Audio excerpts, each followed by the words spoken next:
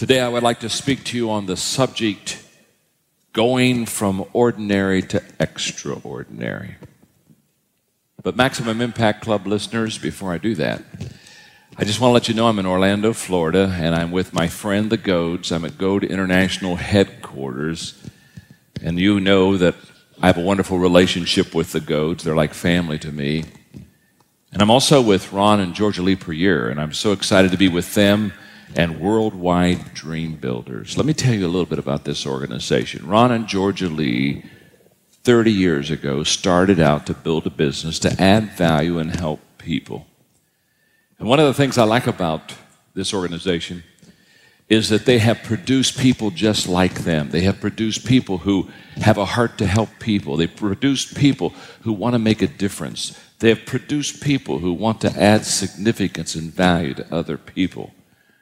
When I think of Ron Perrier, when I think of Georgia Lee, I think of people of integrity. I think of people who absolutely have committed their life to significance, and people who truly do want to make a difference. And so as I do this lesson tonight, on going from ordinary to extraordinary, I really dedicate it to them because truly they have gone from ordinary to extraordinary. And we're going to talk about how you, not only those in the room, because we have a couple hundred leaders from this wonderful organization who have come in here together, and they are learning together, growing together. Not only do I have them, but I have you as a listener, the Maximum Impact Club listener. And I just want you to get ready to take some notes, and I want you to get ready to grow, and I want you to get ready to go to a next level. So let's get right into the lesson right now. If you want to go from ordinary to extraordinary, number one, you're going to need a little extra effort. Just a little extra effort. You're just going to have to do a little bit more. In fact, you see the quote in your notes? The person on the top of the mountain didn't fall there. Did you ever see somebody on the top? How did you get there? Was there an escalator on that mountain I didn't see? I mean, did you take a helicopter? How did you get there? Several years ago, I did a lesson called Going to the Top. And in that lesson, I talked about how do you get to the top. And one of the things I said is, if you want to get to the top, you have to get up to go up. Because I know a lot of people that they've never gotten up yet. You know, they think somebody should come along and carry them up to the top. And I said, if you want to get to the top, you have to give up to go to the top. And the higher you go, the more you have to give up. If you're going to be a mountain climber, what you don't do is get a whole bunch of gear and say, I'm going to take it to the top. No, you try to take as little as you possibly can, because you know that the higher you go, the less you can carry with you. A little extra effort. In your notes, ask yourself these questions and then listen seriously to the answers. What do I really want? What will it cost? Am I willing to pay the price? When should I start paying the price? Here's what Danny Cox said in his book, Leadership When the Heat is On. If you don't answer the last question, let me get the last question in front of you again. When should I start paying the price? And make a commitment to a start date. The first three questions really do not matter. The best answer, of course, is now. Achievers choose what losers won't, and pay the price that others don't. The other day I heard that 91 million Americans every year make a New Year's resolution. Let me ask you a question. Just raise your hand. How many of you have ever made a New Year's resolution? Oh, it looks like every one of you in this room have made a New Year's resolution. Now let me ask you another question. How many of you, after you made the New Year's resolution, a couple, 3 weeks later, had already left that resolution? Let me see your hands. Come on. Okay, good. I knew you had good intentions with the first question. I just wanted to see if you were truthful with the second one. Here's what they say. 91 million Americans make a New Year's resolution every year, and 70 million Americans break it in the first week. A little extra effort is what it takes to be extraordinary. Go to your notes. The following challenge was issued in the 1992 graduating class at the University of South Carolina by Alexander M. Sanders, Jr., Chief Judge of the South Carolina Court of Appeals. Here's what he said. As responsibility is passed to your hands, it will not do, as you live the rest of your life, to assume that someone else will bear the major burdens, that someone else will demonstrate the key convictions, that someone else will run for office, that someone else will take care of the poor, that someone else will visit the sick, protect civil rights, enforce the law, preserve the culture, transmit value, maintain civilization, and defend freedom.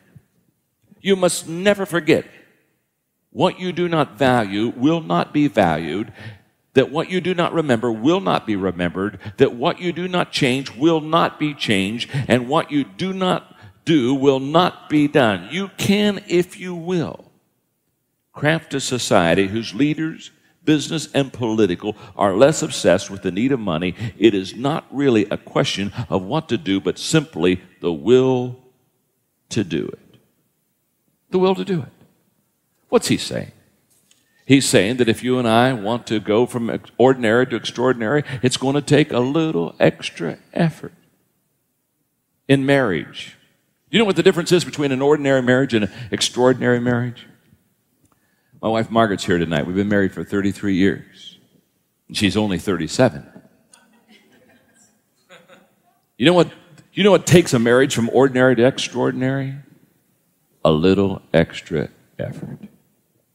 Do you know what takes a friendship? Do you know the difference between an ordinary friendship and an extraordinary friendship? A little extra effort. Do you know what the difference is in work between a person that does an ordinary job and someone that does an extraordinary job? A little extra effort. John Wooden, who is the greatest college basketball coach ever. I'm excited. I'm going to, in February, I'm going to be out in California. I'm going to have breakfast with him. And we're going to talk. John Wooden said this, quote in your notes, "Doing your best is more important than being the best. And every great accomplishment begun with a willingness to try, a little extra effort." As I look back on my life, I can tell you that I have some regrets because I didn't give that little extra effort. I can think back several years ago in Berlin, when the wall was coming down in Berlin. And I remember talking to Margaret and saying to her, we need to get the kids on the plane, because Margaret and I both have a huge love for history. I said, we need to get the kids on the plane. We need to go to Berlin. We need to watch them knock the wall down, because this Iron Curtain is falling, and this is probably the greatest event in the last 50, 60, 70 years of American history. And we didn't do it. And I've always regretted. Just a little extra effort. Just a few extra days out of my calendar. And I could have held and cherished an event with my family that I would hold the rest of my life. And every one of us in this room know what it's like to come up to something, and if we just put out just a little bit extra effort, just an extra hour, one more thing, we could have gone from ordinary to extraordinary.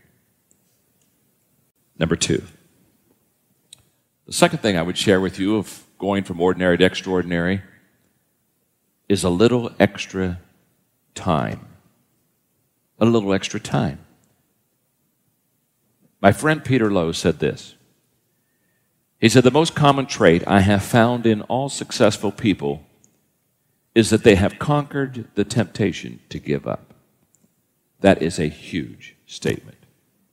I'll repeat it one more time. The most common trait I have found in all successful people is that they have conquered the temptation to give up. A little extra time.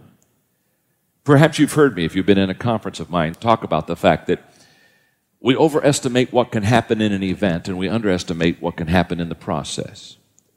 And when I'm teaching that, what I'm basically saying is too many of us put way too much stock in one meeting or one book or one song or one lecture. And we kind of think that one event will make us, when that never does make us. It's the process. It's the time, the day in, day out, that we're willing to commit and spend that really makes the difference. That's why in my book on the 21 Irrefutable Laws of Leadership. I talk about the law of the process. Leaders develop daily, not in a day. Let me give you some thoughts about time. Thought number one. Wrong perception causes many people to quit. In fact, the moment that you say, I give up, someone else is seeing the very same situation where you just said, I give up. Someone else is saying, this is my great opportunity. Isn't that true? One person's yelling, uncle, and getting out of the ring, and the other one saying, oh, this is my chance of a lifetime. It's our perception, wrong perception, that causes us many, many times to give it up. Number two, if you start for the wrong reason, you'll stop for the wrong reason. This is very true. When a person is going to stop something, I always want to know why they started. I can remember sitting down with a friend many, many years ago, and he said to me, because I was a pastor in my background and for many, many years had the joy of pastoring a church, and he looked across the table and he said, I'm going to give you 5 reasons why I'm going to quit the ministry. I just started laughing. Well, I said, I can give you 10 if you want. I've never been impressed with somebody's reason why they're quitting. I can tell you, I've never seen a job that you didn't have a dozen reasons why you wouldn't want to quit. I could watch him as he just kind of backpedaled and he looked at me and he said, well, then what would you want to say to me? I said, I want to ask you a question. Why did you start the ministry? You've got to go back there. In fact, let me say this. Listen carefully.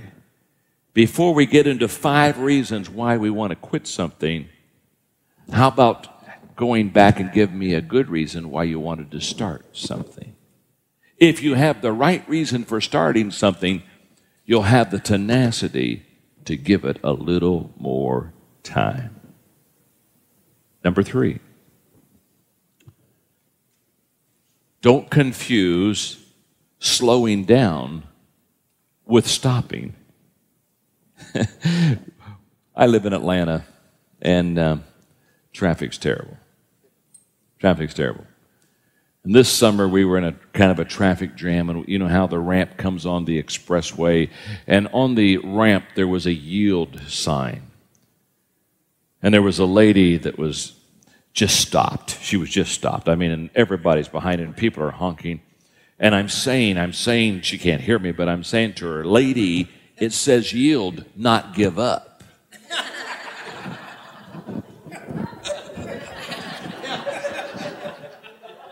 Don't surrender. You see, there are a lot of times we get tired and we have to slow down. Isn't that right? There are a lot of times we have to kind of take a break. I'm not talking about that. Understand the difference. Don't confuse slowing down with stopping. Number 4. Perseverance and patience are a result of seeing the big picture. How can you and I persevere and be patient? It's because we see the big picture. Let me explain. The stone cutter, with his hammer and chisel, continually pounds and pounds and pounds. And as you watch the stone, there is no obvious change in the stone, but he keeps tapping the chisel. And on the 101st, 102nd, 103rd try, all of a sudden, here comes the hairline crack. It would be foolish for us to say that it was the 102nd blow that caused the crack. It was the continual hammering on the chisel that allowed the crack to happen. Now, you see, that sculptor has the big picture. He has the big picture. Some of us, we hit that chisel about 3 times and we give up. We're saying nothing's happening. Can I tell you something? When you're doing the right thing daily, something's happening even when you can't see it.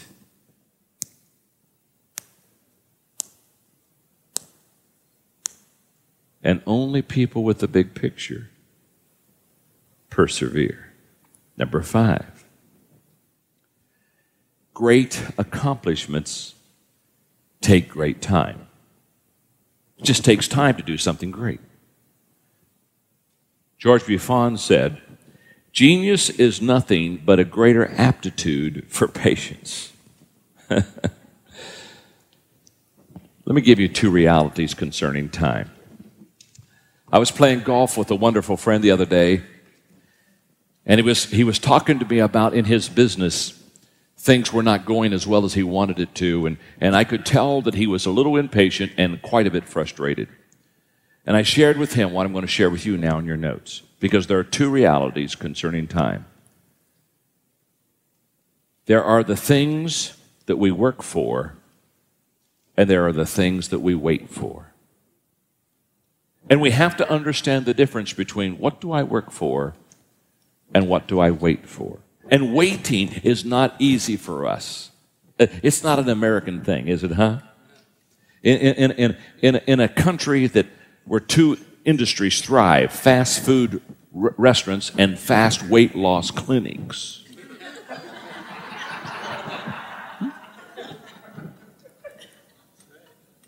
In fact, recently, I've been praying, God, teach me the difference between the things I work for and the things I wait for. They were interviewing the sculptor who did Mount Rushmore. And they asked him the question. They said, now, with those faces on that rock up there, did you do a perfect job of sculpture? And he said, no. He said, the nose of George Washington is about an inch too long. But it's okay. In 1,000 years, erosion will make it just right. That's patience. That's learning to wait for some things. Statement number 6. Some things only work out if given enough time. Some things only work out when given enough time. I was reading in Golf Magazine recently the story of Sam Snead, where a guy was talking about playing golf with him, and of course Sam was such a great golfer. And on the first hole, he made a triple bogey, 3 over par. But he seemed very unruffled, and as he was walking off the green, he looked at his partner and said, that's why they have 18 holes of golf. Oh. That's why they've got 18 holes. It'll work out. Be patient. It takes time. Number 3. If you want to go from ordinary to extraordinary, you and I need a little extra help. We need a little extra help because we are not going to be able to do it by ourselves. And you see the quote there? If you see a turtle on top of a fence post, you know he had help getting there.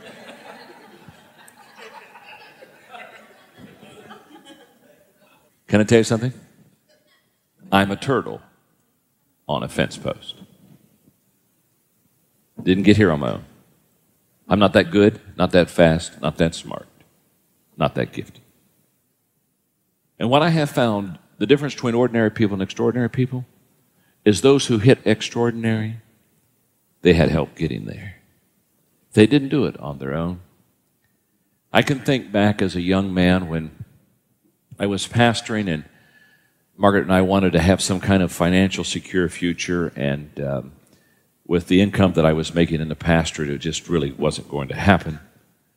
And I had an opportunity to invest in a partnership in a nursing home.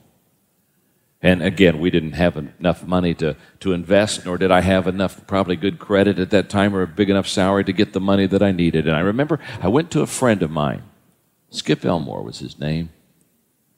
And I said, Skip, here's my opportunity. And he was financially blessed, and I was able to help him get into the partnership himself. And I remember he loaned me the money. And I remember as that investment started paying off, Margaret and I never took a penny. We tithed off of what was happening without taking the money out, and we just kept putting it back into his hands until we paid it completely off. And then I was able, with that one, to go to a bank, and I was able to get my next loan. And then I was able to meet the vice president who said to me, John, I'm going to work a portfolio up for you for the next 5 years. And he said, we're going to help you with this. And he said, it's going to be in 5 years. All you got to do is pick up the phone, and you'll have your money at any time. Keep your record good. Pay your bills on time. And I paid them on time and a little bit extra. And let me tell you something. When God blessed us and we began to have other opportunities in nursing homes, Margaret and I realized we would never got there without somebody giving us a little extra help.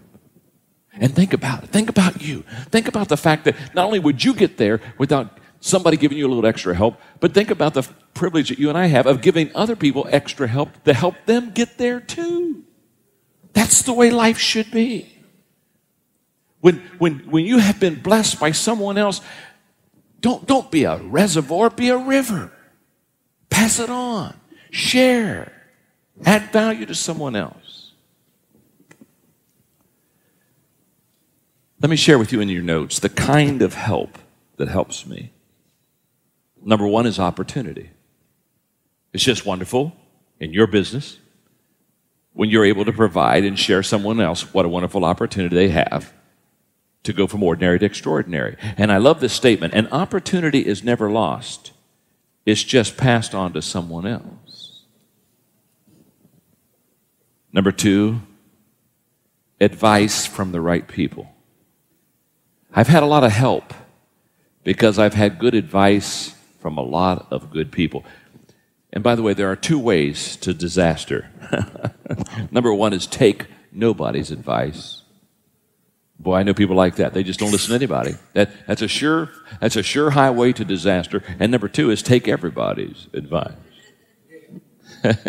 You see, the answer is not nobody, or the answer is not everybody.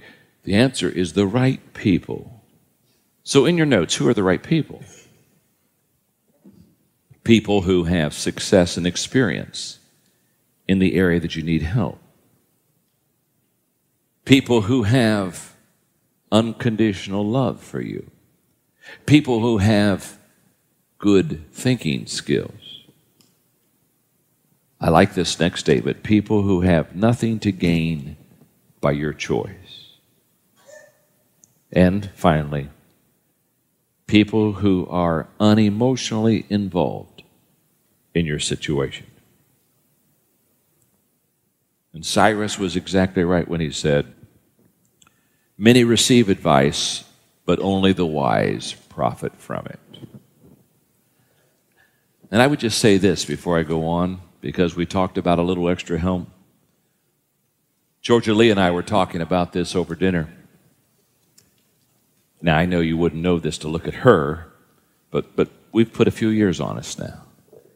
And we talked about the fact that the older you get, it just seems like life goes faster. And it's almost at this stage where you're almost in a panic. You say, I've got to pack as much in as I possibly can. And we were talking about it. Margaret leaned over and she said, did you tell her the toilet paper deal? And I laughed. I said, I had. You see, I've always compared life getting older to toilet paper. The closer you are to the end, the quicker it goes.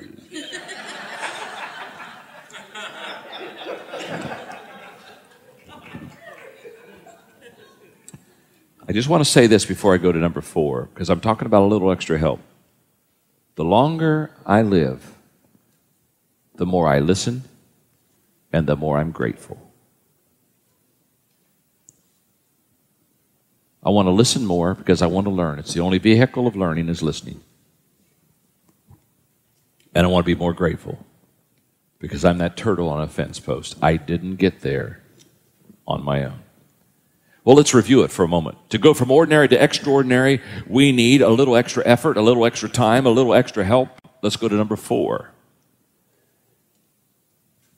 We need a little extra realism. We need a little extra realism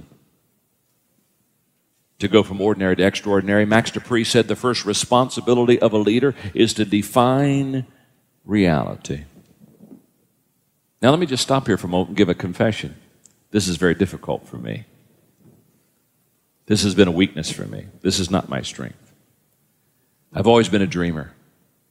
I've always been a person who looks on the positive side. I've always been a person who had great hope. I don't have many emotionally down days. This has been a weakness of mine. This is something I've had to learn in my last few years. This is something I've had to kind of grab hold of because I realized that too often I wasn't realistic. Sometimes I would look at my own strength or my own giftedness and think that everybody else could come along with me, and sometimes they could, and sometimes they couldn't. And I've had to back up. And about 12 months, 18 months ago, the good advice of Jack Welch really helped me. It's in your notes, 6 rules for successful leadership from the CEO, Jack Welch. Here's what he said. Number 1, control your destiny or someone else will. 2, face reality as it is, not as it was or as you wish it were. 3, be candid with everyone. 4, don't manage, lead. 5, change before you have to. And 6, if you don't have a competitive advantage, don't compete. That stuff grabbed me. Because all of a sudden I realized I needed to face reality as it was. Not as I wanted it to be, not as I thought it should be, not as it was. Just what is real. That's the solid ground to stand on. I have a book that will be coming out in April called Thinking for a Change. It's in your notes. 11 ways highly successful people approach work and life. Basically, the book is about 11 ways that successful people think that unsuccessful people don't think, because the thesis of the book is the greatest difference between successful and unsuccessful people is how they think. Oh my goodness. And in the book, I have a chapter on realistic thinking. And I just want to take a moment and just carve out one little part of that chapter. Go to your notes. What is your natural bent? Is it toward optimism or realism? Take a look at the phrases that I went through in my evolution as a more realistic thinker, plus one more level that I have not yet achieved, and see which statement best describes where you are. And this was just my steps. This is my journey. In the beginning, I do not engage in realistic thinking. I went to the next level. I do not like realistic thinking. 3, I will let someone else do realistic thinking. 4, I will do realistic thinking only after I'm in trouble. I worked on that mode for several years. 5, I will do realistic thinking before I am in trouble. Oh, there's a thought. 6, I will continually make realistic thinking a part of my life. 7, I will encourage my key leaders to do the same. Number 8, I will make realistic thinking the foundation of our business. Boy, I'm right there. That's where I am. Number 9, I derive certainty and security from realistic thinking. And then number 10, I rely heavily on facts and often make judgments according to the worst case scenario. I'm not there yet, but I'm working on it. It's just my journey. It may not be yours. But here's what I know. If you want to go to ordinary to extraordinary, you and I are going to have to come to grips with realism. Where am I right now? Because realism gives us a foundation we can build on. Here's the way I describe it. Realism is the foundation I build on, and my dream is the way that I soar to a new level. But I've got to have a foundation before I can soar. Number 5. If I want to go from ordinary to extraordinary, a little extra change is needed. Max Dupree also said we cannot become what we need to be by remaining what we are. So let me give you some change comments for your notes. Let's go. Number 1. Most people change enough, just enough, are you ready? To get away from their problems. Not enough to solve them. Isn't that true?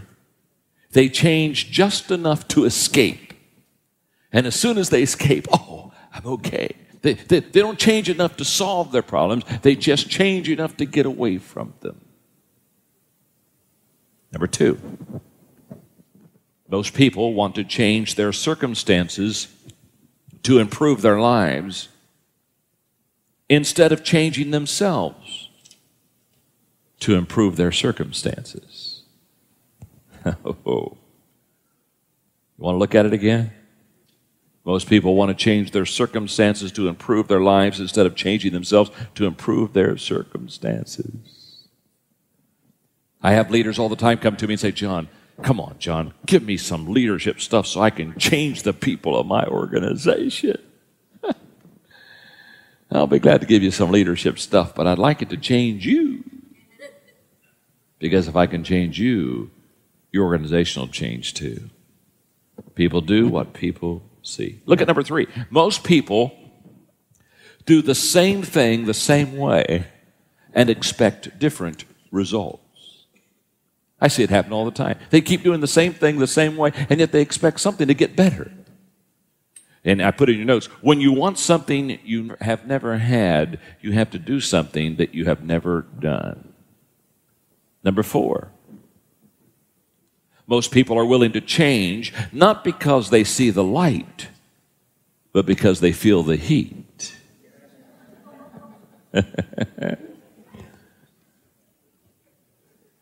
And because I'm speaking to leaders, not only leaders in this room in Orlando, but I'm speaking to leaders because the leaders take Maximum Impact Club tapes because they want to become a better leader. Let me just say something.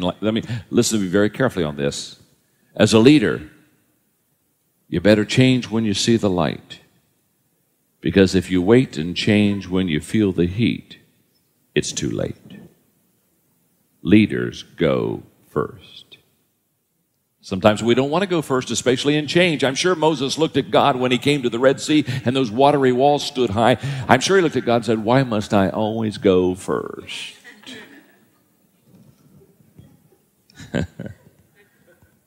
Number 5. Most people are unwilling to pay the immediate price of change. Therefore, they do not change and pay the ultimate price. If you and I don't pay the immediate price, we will eventually pay the ultimate price. Heard a cute story the other day from the post office. Post office sent a letter to a home, and it came back to him marked to the person that sent it, he's dead. Of which somehow it got turned around the post office, and they sent it back again, and they got a few days later, the envelope came back and said, he's still dead.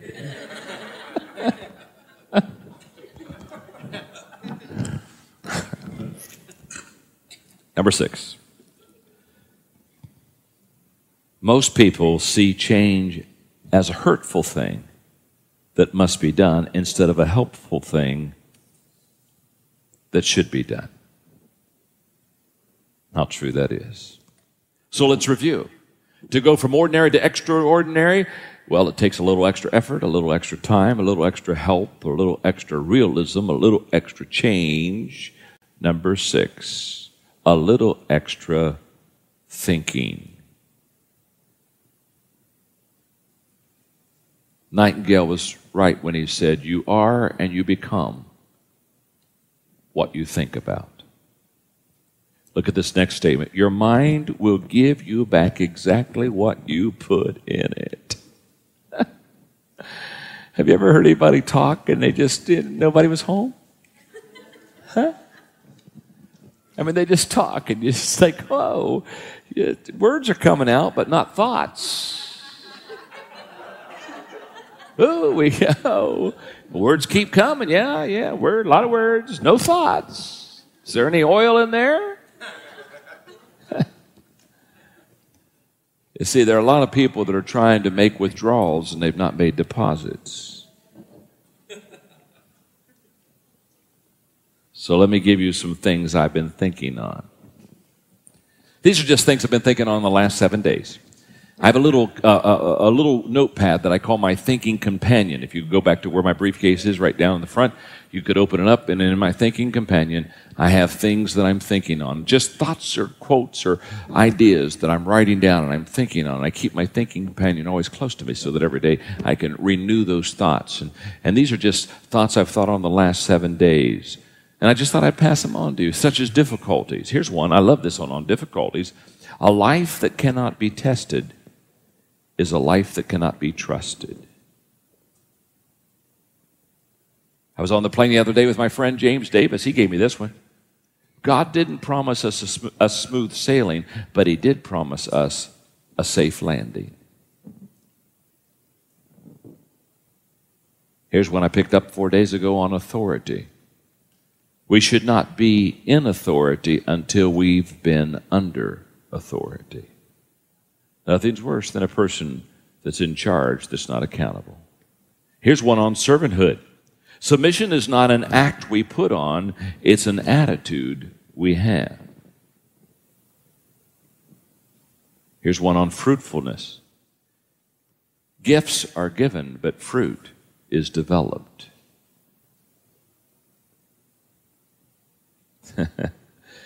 I love this quote on opinion. I'd like to give this to a lot of people. Where I don't have responsibility, I don't need to have an opinion. Oh, do I know people who need to know that one? Here's one on reputation. These are just things I've been thinking on. Just pass them on to you. Because you see, with a little extra thinking, you can go from ordinary to extraordinary. Here's one on reputation. What people see outside of me is my reputation with them. But what God sees inside of me is my reputation with Him.